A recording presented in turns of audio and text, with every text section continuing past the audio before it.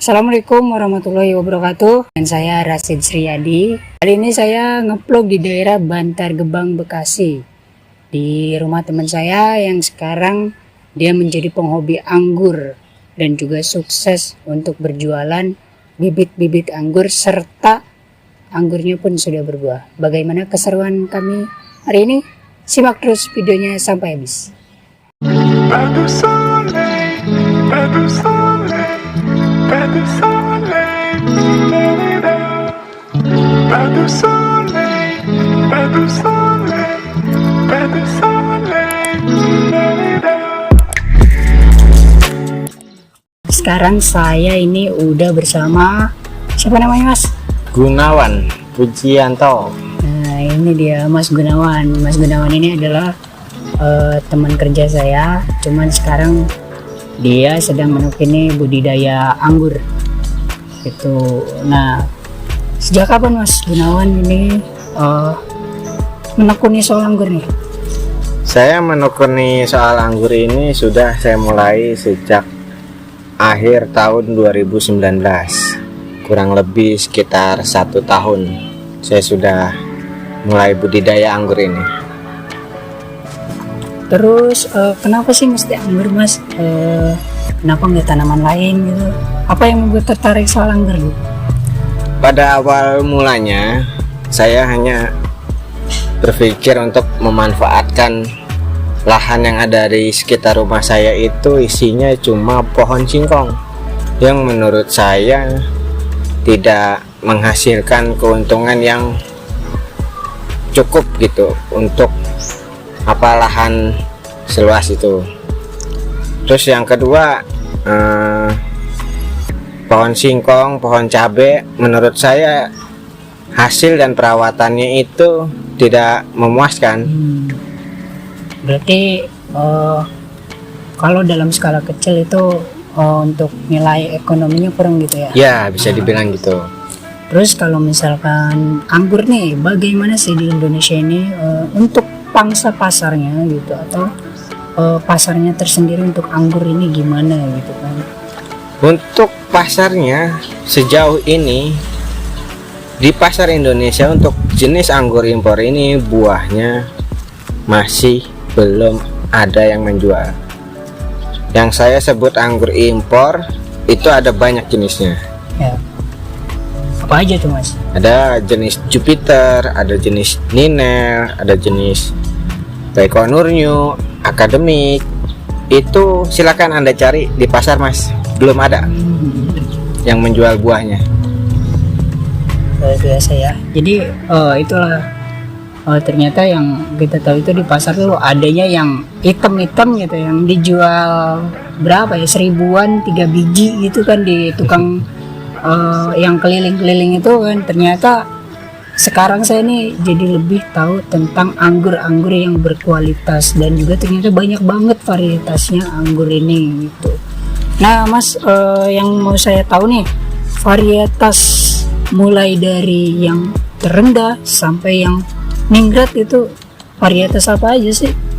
Untuk varietas beberapa bulan-bulan ini itu semakin banyak masuk ke Indonesia dikarenakan kemajuan bangsa kita yang kali ini sudah bisa mengimpor sendiri gitu.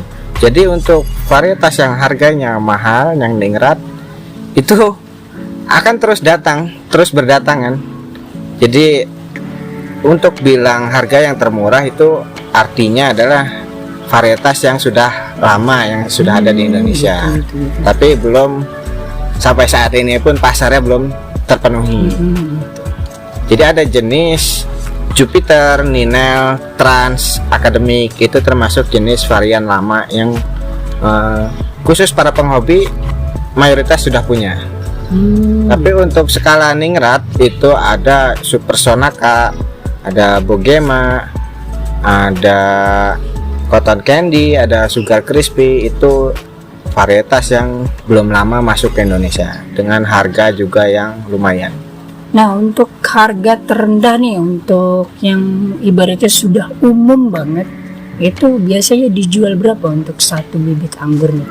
Untuk varietas yang awal yang saya sebutkan tadi yang biasa jenis Trans, Jupiter, Ninel dan Akademik itu harganya masih di kisaran angka 125.000 per satu bibit. Nah itu dia 125.000 untuk satu bibit bro. Itu. Nah untuk misalkan yang menengah nih, menengah sampai yang ninggrot gitu, Itu ada jenis CRV, ada jenis Oscar, ada jenis Mondrop.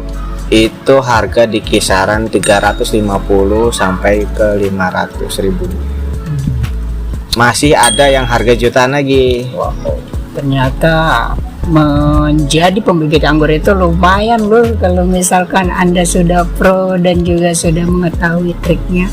Pasar anggur juga kan lumayan sepertinya nih. Nah ini menjadi inspirasi juga buat kita kaula muda gitu kan. Jangan pernah malu dan juga jangan pernah memandang seorang petani itu rendahan. Kita juga bisa menjadi memetik inspirasi juga dari Mas Gunawan ini gitu kan. Ternyata dari petani itu, jadi petani itu tidak mula berpikiran kotor, apalah gitu. Ternyata di sini nilai jual petani juga bisa memiliki omset tinggi gitu. Nah oke nih Mas, gimana sih buat saya nih yang pemula yang mau mencoba budidaya anggur yang baik dan benar itu gimana nih Mas? Untuk pemula yang baru mau mulai budidaya anggur, sebaiknya yang paling perlu diperhatikan adalah tempat penanaman anggur harus panas Mas. Dia itu harus terkena sinar matahari sepanas mungkin, biasa minimal 4 jam. 4 jam? Ya. Itu untuk apa? Untuk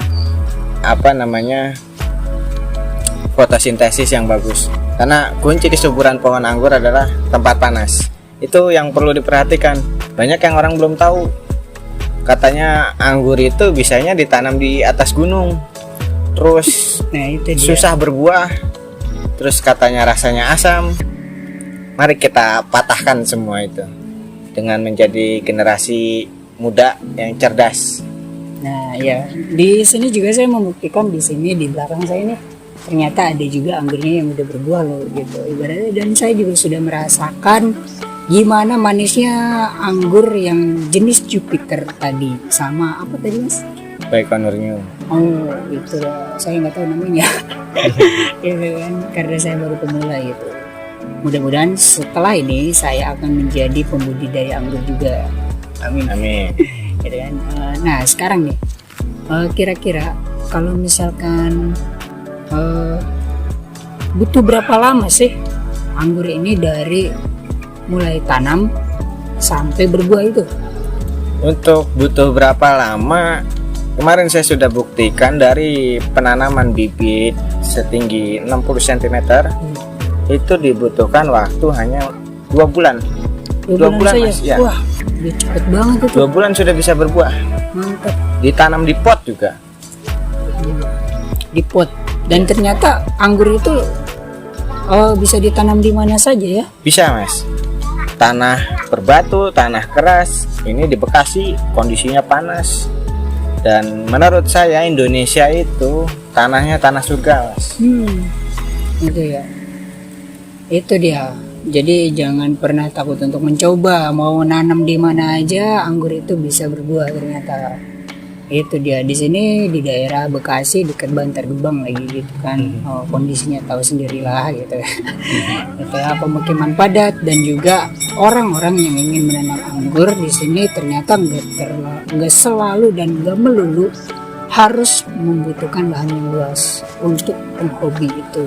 Betul, Mas. Gitu. Terutama pahami teorinya dengan cara yang benar mulai dari awal. Sekian dulu dari saya. Next mungkin kita cari orang-orang yang berpotensi untuk inspirasi kita menjadi kaula muda yang kreatif dan inovatif. Selamat jumpa lagi.